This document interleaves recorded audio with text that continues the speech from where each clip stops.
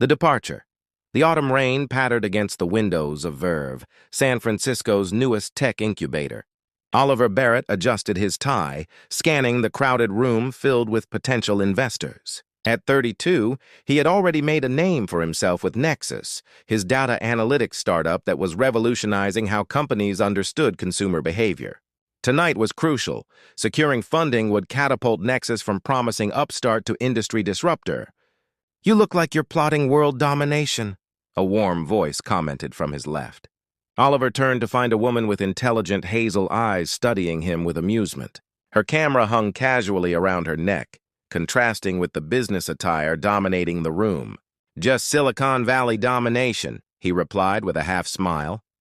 "I'm Oliver Barrett. Sophia Reyes," she offered. "I'm documenting the event for Innovation Quarterly." There was something refreshing about her, an authenticity that felt rare in his world of rehearsed pitches and strategic networking. "A photographer at a tech event," Oliver remarked. "Finding any worthy subjects?" "Just one, possibly," Sophia replied, her gaze direct. "The man who hasn't smiled genuinely all evening despite shaking 37 hands." Oliver laughed, caught off guard by her observation. "You've been counting?" "I notice patterns. It's what makes a good photograph." Their conversation flowed effortlessly, moving from professional ambitions to personal philosophies. Oliver learned that Sophia's true passion was wildlife photography.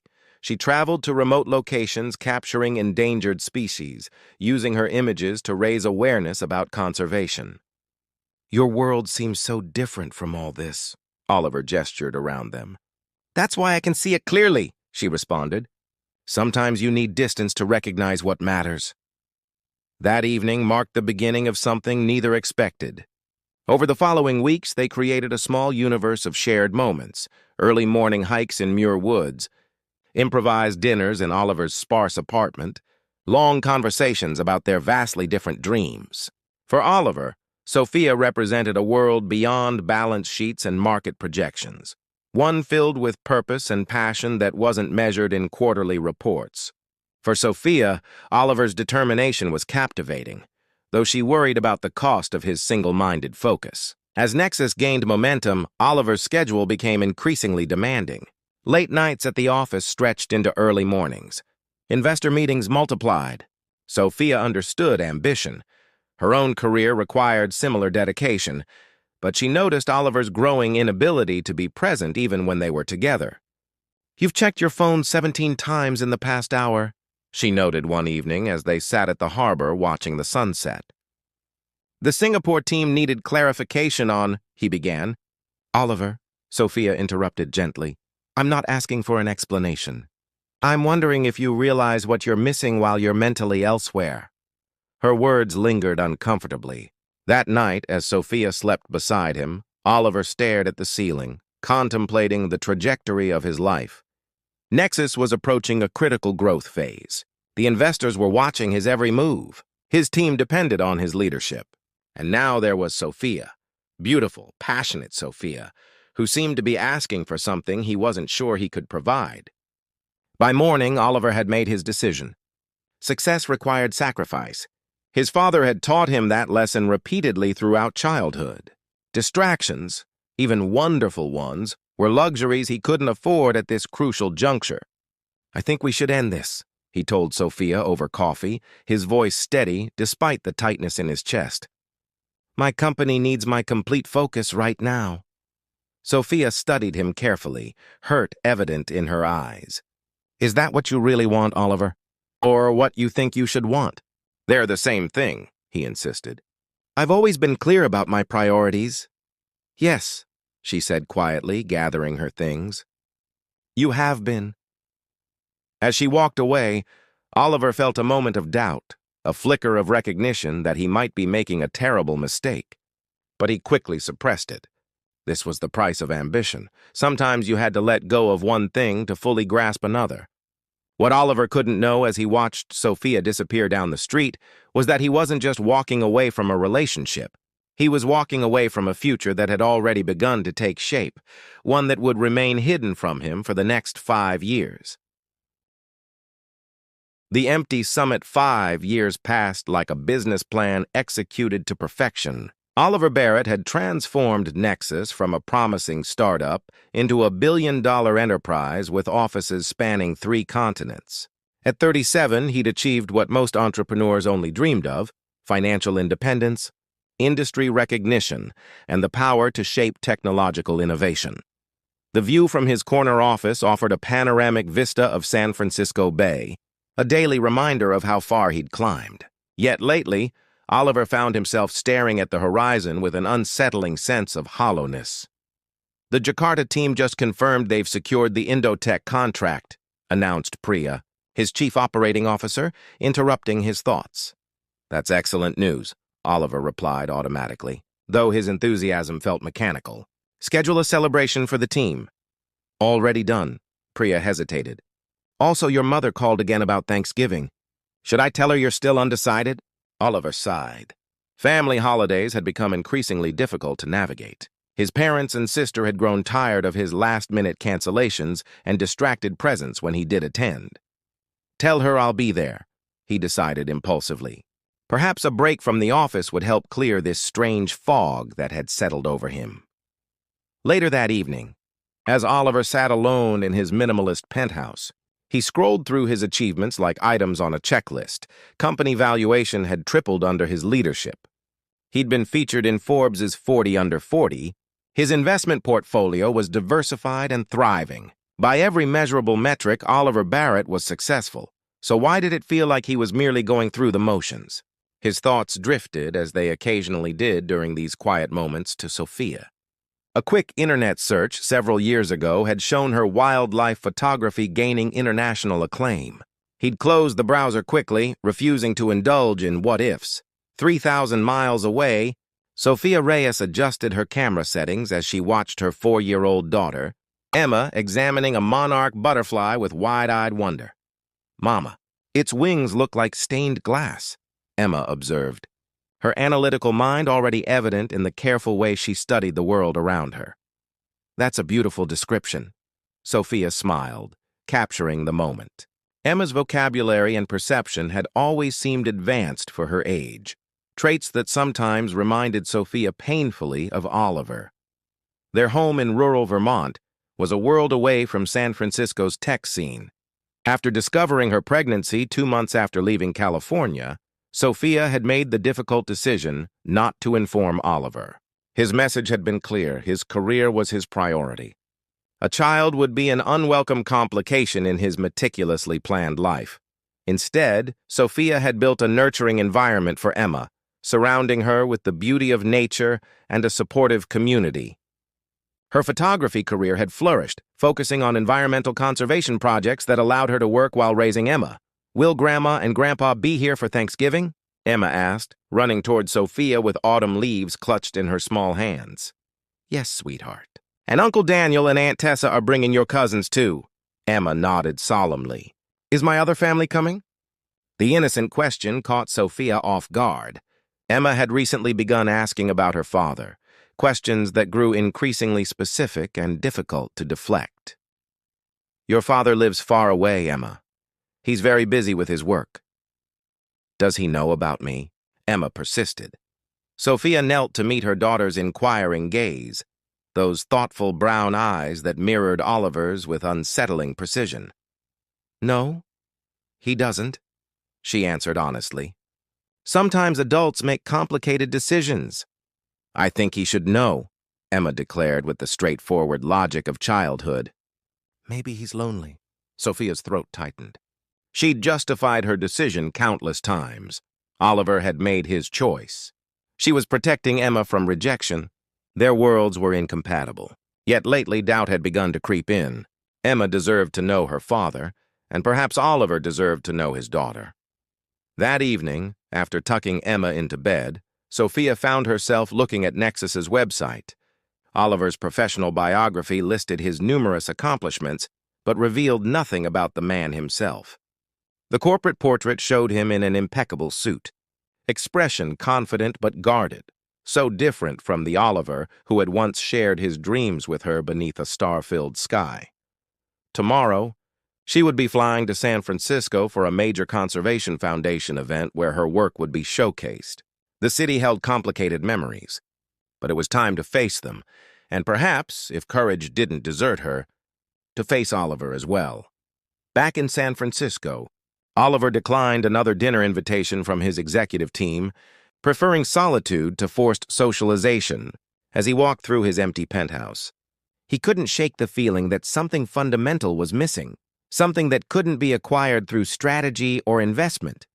Success had always been his North Star, but now that he'd reached his destination, the view wasn't what he'd expected. The summit was empty, and the journey had left him with no one to share the vista. The unexpected encounter. The Pacific Conservation Gala transformed the Natural History Museum into an elegant showcase of environmental activism. Oliver adjusted his bow tie, scanning the crowd of San Francisco elites who had paid thousands for the privilege of appearing environmentally conscious. As a major corporate donor, Nexus had a table near the front, though Oliver's attendance was more about maintaining appearances than genuine interest. "Barrett, didn't expect to see you here," called Wesley Thornton, a venture capitalist whose firm had been among Nexus's early investors. "Thought you'd be in Tokyo for the tech summit." "Sent my CTO instead," Oliver replied, accepting a glass of champagne from a passing server. Board thought it would be good to show support for local causes. The truth was more complicated. The emptiness that had been haunting Oliver had intensified recently, driving him to break routine. When his assistant mentioned the gala, he'd impulsively decided to attend, though he couldn't articulate why. "You should check out the main exhibition." Wesley gestured toward an adjacent gallery. "Remarkable wildlife photography. The artist spent 3 years documenting endangered species, making quite a splash in conservation circles." Oliver nodded politely, allowing the conversation to drift to market projections. But when Wesley was pulled away by another guest, Oliver found himself wandering toward the exhibition hall, seeking escape from superficial networking. The gallery was less crowded, with subdued lighting that highlighted the powerful images. Oliver moved slowly along the display, unexpectedly moved by photographs capturing moments of wild beauty and environmental fragility. He paused before a striking image of a jaguar, its intense gaze seeming to look through the viewer. The composition was masterful, intimate without being intrusive, powerful yet vulnerable. "It's about resilience," a small voice commented beside him. Oliver looked down to find a young girl, perhaps 4 or 5 years old, studying the photograph with remarkable focus. "The jaguar?" he asked, bemused by her serious demeanor. "Yes. The photographer says they're being pushed out of their homes, but they keep finding ways to survive." The girl tilted her head thoughtfully. "Like people sometimes have to." There was something familiar about her analytical expression that made Oliver pause. Her dark hair fell in loose curls around a face that struck a chord of recognition he couldn't place. "That's an insightful observation," he replied, finding himself engaged by this unexpected conversation. "Are you here with your parents?" "Just my mom. She took these pictures," the girl explained proudly. "I'm Emma." "I'm Oliver," he responded, offering his hand formally, which made her giggle as she shook it. "Your mother is very talented. She says talent is just practice with passion," Emma recited carefully. "Do you take pictures too?" "No, I'm afraid I don't have an artistic bone in my body," Oliver admitted. "I work with computers. Like coding? My mom's teaching me some basic programming. She says it's good for logical thinking." Oliver's surprise must have shown on his face because Emma added, "Mom says I'm precocious. That means I learn things quickly. Emma?" A voice called from nearby, a voice that sent an electric current of recognition through Oliver's body. "Where did you wander off to?" He turned slowly, knowing who he would see before his eyes confirmed it. Sophia Reyes approached, elegant in a simple green dress, her familiar features momentarily frozen in shock as their gazes met. "Mom!" Emma exclaimed. "This is Oliver. He likes the jaguar picture too." The world seemed to compress into that single moment of realization. Oliver looked from Sophia to Emma, seeing now what he'd missed before. The shape of the girl's eyes, the determined set of her jaw, the analytical mind behind her observations. features he recognized from his own reflection. "Sophia," he managed, his voice strangely distant to his own ears. "Oliver," she replied, her composure admirable despite the circumstances. "It's been a long time." Emma looked between them curiously. "You know each other?" "We're old friends," Sophia answered, placing a protective hand on her daughter's shoulder. "Emma, would you please go check if Aunt Tessa has arrived? She should be by the entrance." Once Emma had reluctantly departed, the weight of unspoken questions hung between them. "She's mine, isn't she?" Oliver finally asked, though the answer was evident in Emma's every feature. Sophia met his gaze directly. "Yes, she's your daughter. Why didn't you tell me?" The question emerged more wounded than accusatory. "You made your priorities very clear, Oliver," Sophia replied evenly. "Your career was everything. A child would have been an unwelcome complication." The truth of her words stung because he couldn't deny them. 5 years ago, he would have seen a child as an obstacle to his ambitions. But now, standing before the daughter he never knew existed, Oliver felt something shift fundamentally within him. "She's remarkable," he said quietly. "Yes, she is," Sophia agreed, a momentary softness breaking through her guarded expression, "and very curious about the father she's never met." Oliver looked across the room to where Emma stood, chatting animatedly with an older woman. His daughter. The word felt foreign yet somehow right. "I'd like to know her," he said, surprising himself with the certainty in his voice. Sophia studied him carefully. "This isn't a business acquisition, Oliver. She's a person with feelings that can be hurt. If you want to be in her life, it needs to be for the right reasons and with real commitment." Before he could respond, Emma returned, tugging excitedly at her mother's hand. "Aunt Tessa says my pictures are being displayed next year if I keep practicing," she announced, then looked up at Oliver with curiosity. "Mom, can Oliver come see the tiger photographs? I told him they're my favorite." Sophia hesitated, then nodded, if he'd like to.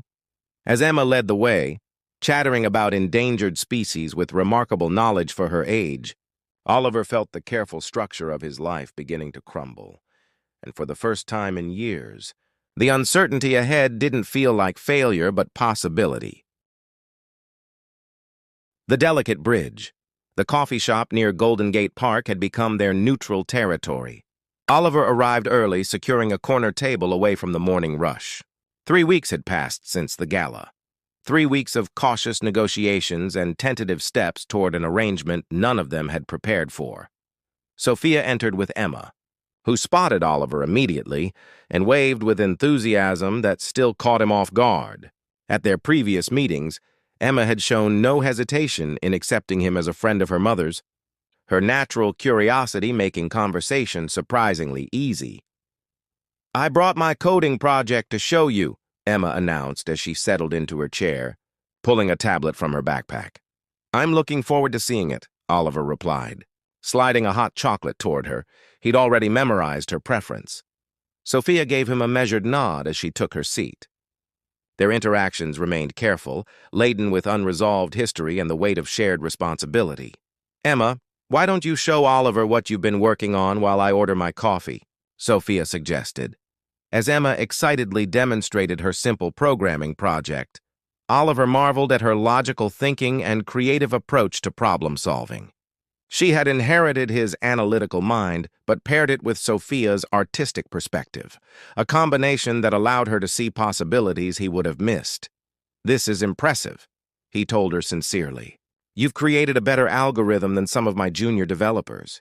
Emma beamed with pride. "Mom says I get my stubbornness from both sides of the family." The comment made Oliver glance toward Sophia, who was watching them from the counter with an unreadable expression. When she returned, the conversation shifted to practical matters: Emma's school schedule, her weekend activities, the boundaries of Oliver's involvement. Though they spoke in neutral terms for Emma's benefit, the underlying current of tension remained. After Emma became absorbed in her hot chocolate and drawing pad, Sophia leaned forward. "We need to discuss how we're going to explain your relationship to her." The question had been hovering between them since their first private conversation after the gala. Oliver had initially suggested the truth, that he was Emma's father, But Sophia had concerns about moving too quickly. She's already asking questions about why you've suddenly appeared in our lives, Sophia continued. Emma's perceptive. She deserves honesty, but I don't want her hurt if... She left the implication hanging. If I disappear again, Oliver finished quietly. Your life is in San Francisco. Ours is in Vermont. This arrangement isn't sustainable long-term, Sophia pointed out pragmatically. And your company still demands most of your time. The statement held a challenge that Oliver had been contemplating extensively.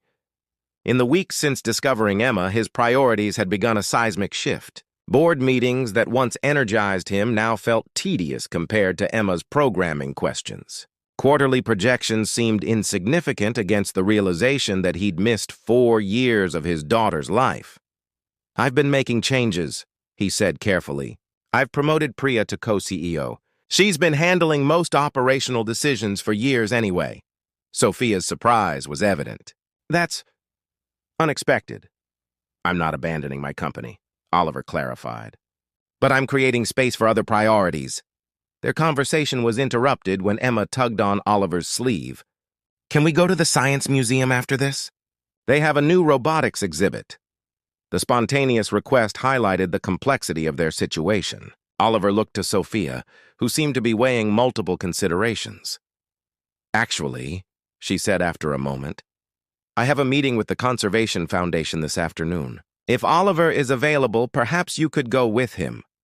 The suggestion, Sophia's first willingness to allow him time alone with Emma, felt monumental. I'd like that very much, Oliver replied, trying to mask the emotion in his voice. Later, as they explored interactive displays at the museum, Oliver experienced a kind of joy he'd never encountered in boardrooms or investment meetings. Emma's wonder at each discovery, her insightful questions, and her unguarded enthusiasm created a connection that transcended the awkwardness of their circumstances. My friend Zoe has a dad who lives in a different city, Emma commented as they examined a mechanical arm demonstration. She visits him on holidays. Oliver recognized the question hidden within her statement. Some families have different arrangements, he agreed carefully. The important thing is that people care about each other even when they live far apart. Emma nodded thoughtfully. Do you care about me and Mom? The directness of her question caught him unprepared. I care about you very much, he answered truthfully. And your mother and I, we have a complicated history, but we both want what's best for you. Emma seemed to accept this, moving on to the next exhibit with the resilience of childhood. But her question lingered in Oliver's mind long after he'd returned her to Sophia that evening. In his hotel room, Oliver found himself making lists, pros and cons, options and obstacles. The habit of a lifetime spent analyzing problems. But this situation defied his usual analytical approach. The variables were emotional rather than financial, the stakes measured in relationships rather than revenue. His phone buzzed with a message from Sophia. Emma had a wonderful time. Thank you for today. The simple acknowledgement felt more valuable than any business accolade he'd ever received. Oliver stared out at the city lights, realizing that the emptiness he'd been feeling wasn't about professional achievement at all. It was about connection, about building something meaningful beyond balance sheets and market share. With sudden clarity, he knew what he needed to do. The bridge between his old life and this new possibility was delicate. But for the first time in years, Oliver felt certain about the direction he needed to take. The true definition. The Vermont countryside blazed with autumn colors as Oliver navigated the rental car along winding roads. 6 months had passed since that fateful encounter at the gala. 6 months of cross-country flights, video calls, and a gradually evolving relationship with Emma and, more cautiously, with Sophia. Today marked a significant milestone, his first visit to their home. The small farmhouse came into view, its weathered clapboards and wraparound porch exactly as Emma had described in her enthusiastic messages. Before he could reach the front steps, Emma burst through the door, racing toward him with unrestrained joy. You're here! Now you can meet Archimedes. The mathematician? Oliver asked, confused. My chicken. Emma clarified with the exasperated patience children reserve for adults who ask obvious questions. I named all the chickens after scientists. Come see! Taking his hand with comfortable familiarity, she led him toward a backyard coop where several hens pecked contentedly. Sophia followed at a more measured pace, her smile genuine if still somewhat guarded. Welcome to our chaos, she greeted him. I hope you didn't expect anything formal. This is perfect, Oliver replied sincerely. After months of hotels and restaurants seeing their actual home, the vegetable garden Emma had described, the studio where Sophia edited her photographs, the tree swing that featured in so many stories, felt like filling in crucial pieces of a puzzle. The day unfolded with a natural rhythm unlike anything in Oliver's previously structured existence. He helped Emma collect eggs, listened to Sophia explain her latest conservation project, and found himself drafted into repairing a loose board on the porch steps. You're surprisingly handy for a tech executive, Sophia observed, holding the toolbox as he worked. My father insisted I learn practical skills, Oliver explained. He said success shouldn't distance you from knowing how things actually work. A small smile crossed Sophia's face. That's something we agree on. I want Emma to understand both how to code and how to grow food. These moments of connection had become more frequent during their cautious co-parenting journey. While romantic reconciliation remained unaddressed, a genuine friendship had begun to emerge from the ashes of their past. After dinner, with Emma finally asleep after extracting a promise that Oliver would still be there for breakfast, they sat on the porch watching fireflies emerge in the gathering dusk. She told her teacher you're her father, Sophia said quietly. I hope that's okay. We hadn't officially decided how to label things yet. It's more than okay, Oliver assured her.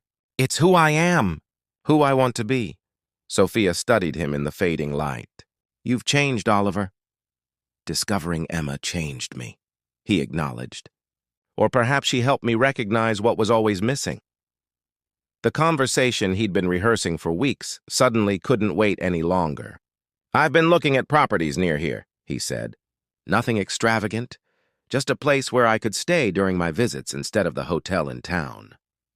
Somewhere Emma could have her own space when she's with me. Sophia's surprise was evident. You're considering moving to Vermont? Not entirely, Oliver clarified. Nexus's headquarters will remain in San Francisco, but I've restructured my role to be primarily strategic. The company has grown beyond needing my daily presence. That's a significant change for someone who once couldn't step away from his phone for an hour, Sophia observed, though her tone held no judgment.